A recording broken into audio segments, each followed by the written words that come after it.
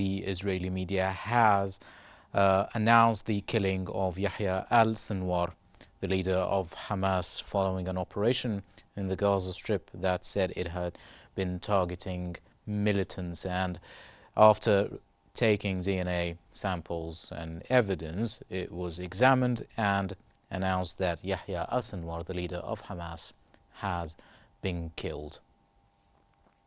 Now, for more analysis on this matter, we are joined now by Ms. Ratiba El-Natsheh, member of the Palestinian National Action Council.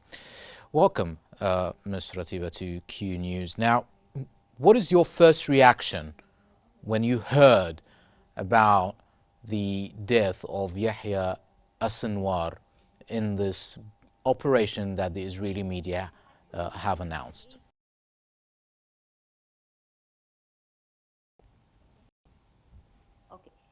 Actually, we didn't take any announcement from the Israeli side as a real fact till we didn't have any evidence in the Palestinian side or announcement from Hamas itself that says that Sinwar has been killed or not yet.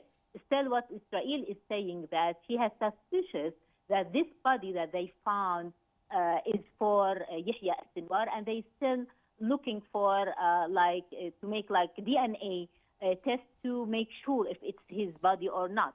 But we used to hear like these announcements before of associating leaders in the Palestinian liberation movement or in the Hamas side or in Hezbollah side, but not most of these news were really a real fact. Sometimes it's just to know more information or to know how is the reaction of the people and the street of announcing such a news like that. So till now, we didn't take this as a serious news or a fact, a real fact, yet till we didn't have any information from Hamas side that says that Sinwar has been killed. And I think that they have even since months or weeks difficulties to reach to Sinwar or have any attach with him as Hamas itself. So how can we make sure that this that this news is a real fact or not yet? Well, we're of course we're waiting for more confirmation from both sides. However, we've been reporting and we've been reviewing what has been going on, and perhaps because what you've been saying, then how they can actually confirm this. Reports have been emerging, Ms. Ratiba, that perhaps this operation was not really actually targeting Yahya Sinwar. He just happens to be there at the time of this operation. If it's true, if Yahya al-Sinwar was actually there and the DNA evidence was examined and confirmed, what do you think this is going to affect the Hamas, for starters, and the whole conflict as a whole? It will not affect Hamas anyway, because before that they associated Yassin, the founder of Hamas, Ahmad Yassin, the founder of Hamas, and nothing changed in Hamas itself. I think what will change is what is in the Israeli side, according to the negotiation about the hostages, and if they still want to negotiate about this issue and this file. And I think that 3 days ago we started to hear from Gallant that he's saying that no more negotiation will be taken in the old way that has been taken through the last year. So I think this kind of news is aimed to give like a reason or a purpose to changing the path of negotiating on the hostages file. But it's not just news, Ms. Ratiba.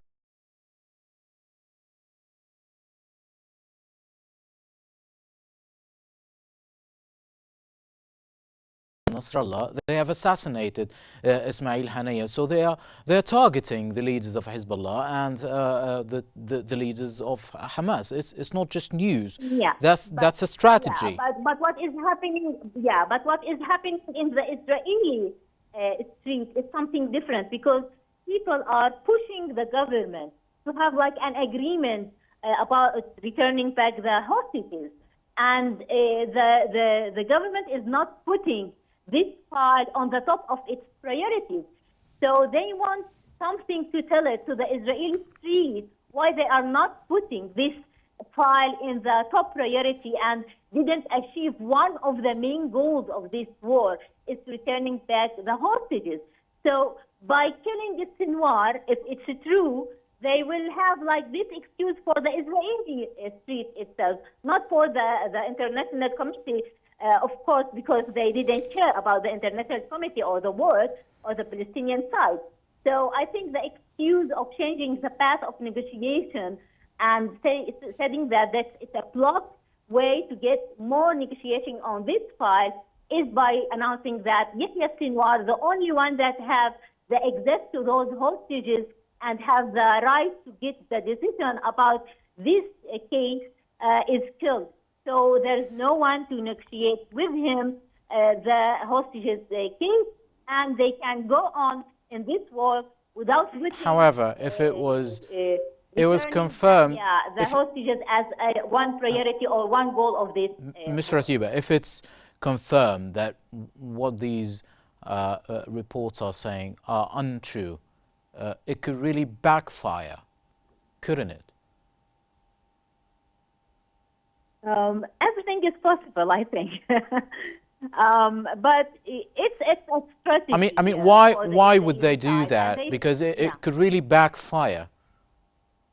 If what you're saying is true, if they're just trying to spread the news, and then the reports would just say, no, Yahya Sinwar, he's not dead, he's alive, don't you think that would backfire and it would put more pressure on the Israeli government and Benjamin Netanyahu?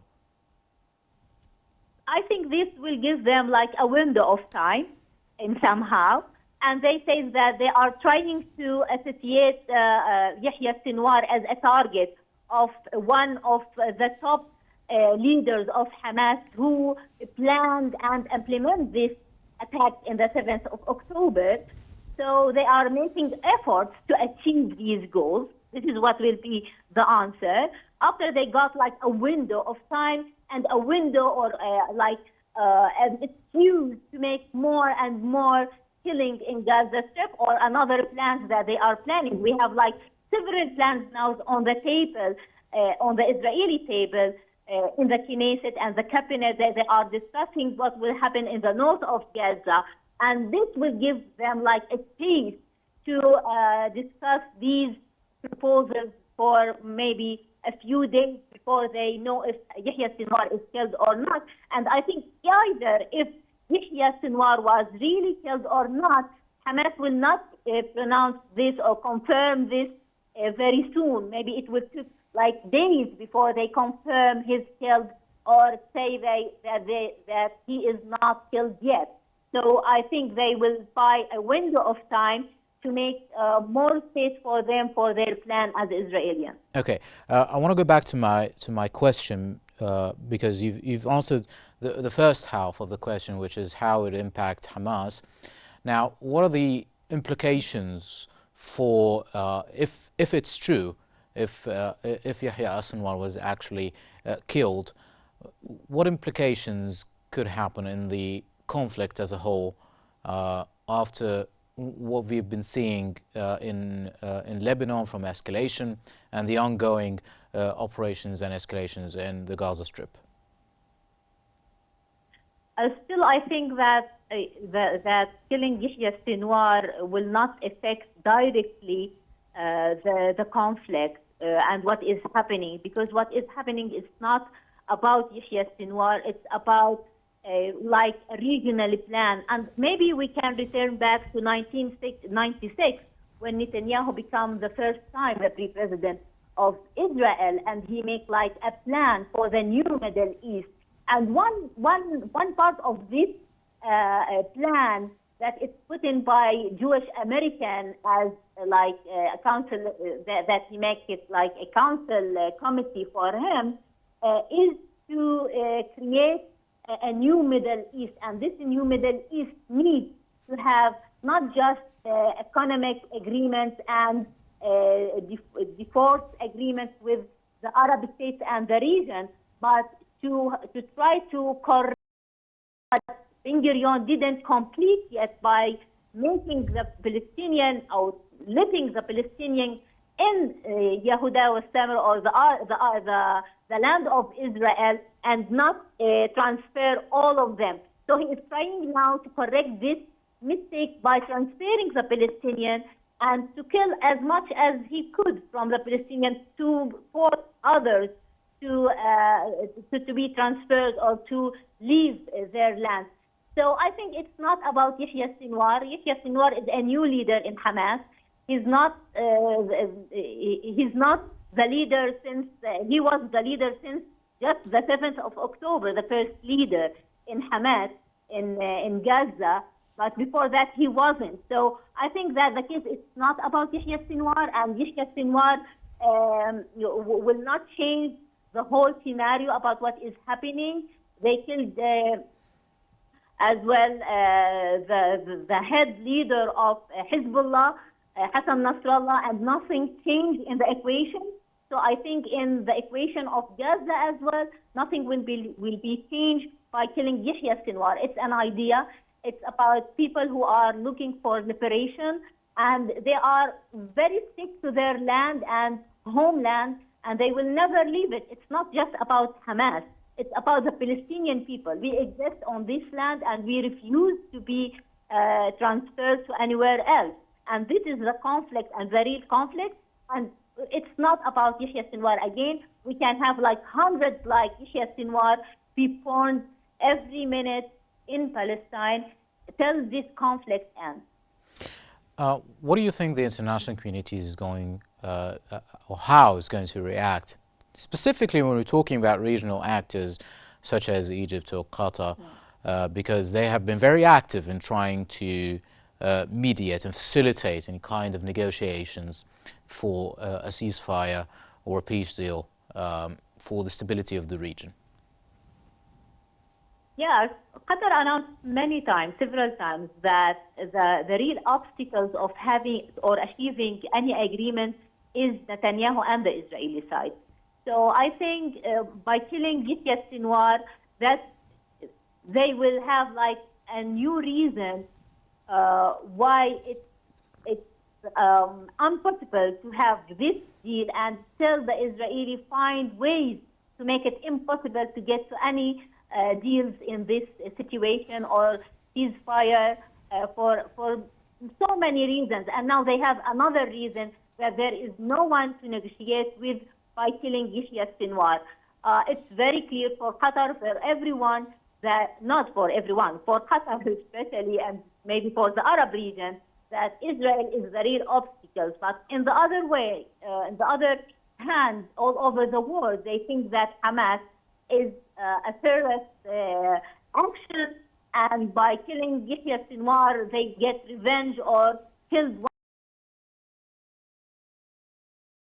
There have been calls for de-escalation, Ms. Ratiba. There have been calls for de-escalation in the region in light of what's happening in Lebanon, in light of what's happening in the Gaza Strip. Whether you believe these statements or not, but these statements were urging all sides to de-escalate, and others were trying to put pressure on Israel to accept a ceasefire at the moment. How far are we from such a deal at the moment, right now? If they didn't stop importing weapons to Israel, it means nothing. These announcements means nothing.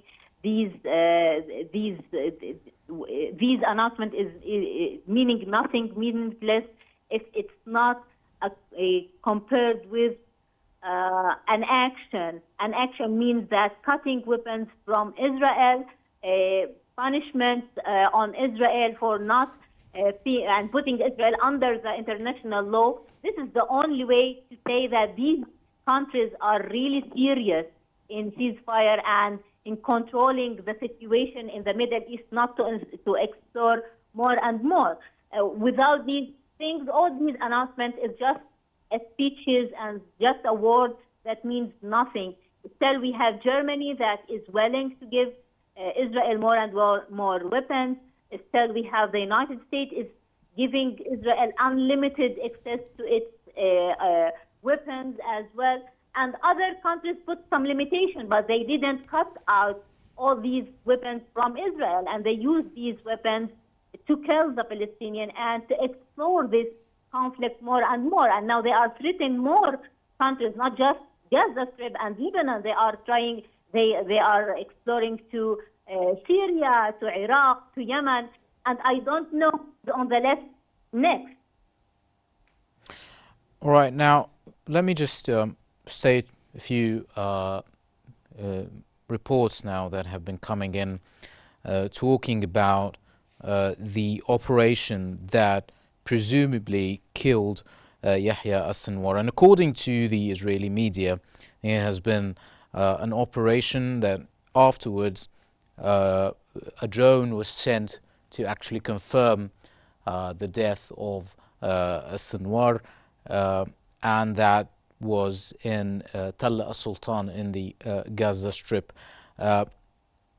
Ms. Ratiba, we've been seeing now reports from the detainees' families. They're trying to pressure the Israeli government to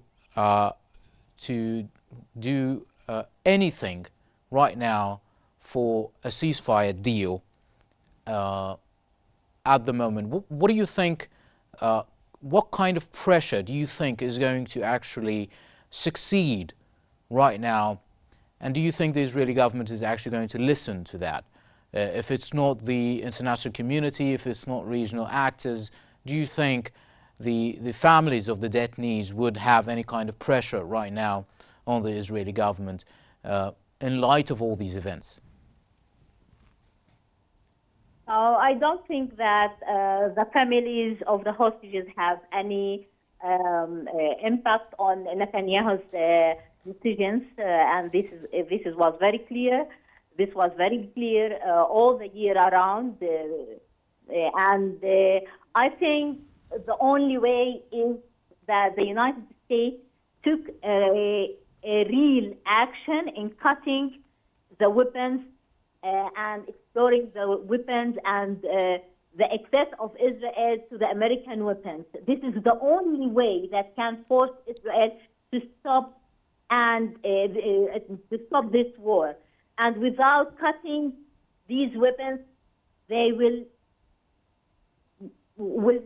continue for another 2 years, as it's Smotrich said. Do you think it's possible for the U.S. to cut the weapons? Till 2026. So I think, yes. Do you think, Ms. Ratiba, do you think it's possible for the United States to actually cut the weapons from going to Israel right now? Because we've seen reports about the United States trying to have a conversation with the Israeli government and with Benjamin Netanyahu, and whether they are threats or warning, however, whatever we might call it, but there have been statements about we need a ceasefire deal right now, and if it's not going to happen, we're going to cut the weapons. Do you think it's true? I think that the Israeli IPAC or the IPAC in America is stronger than the Congress. So I think that America didn't have the will to stop importing weapons to Israel, and they didn't have the ability to do that right now. You're talking about the Israeli lobbying. I'm not, Yeah, continue, please. Yeah, the Israeli lobby. Yeah, continue, please. Yeah, I think that the Israeli lobby in America is stronger than the Congress. So I think that America didn't have the real ability to cut these weapons right now. Maybe if something huge happens that threatens the American interest in the Middle East, just in this case, maybe they can force the United States to change its status and to take an action to cut these weapons from Israel. So I don't know what is this.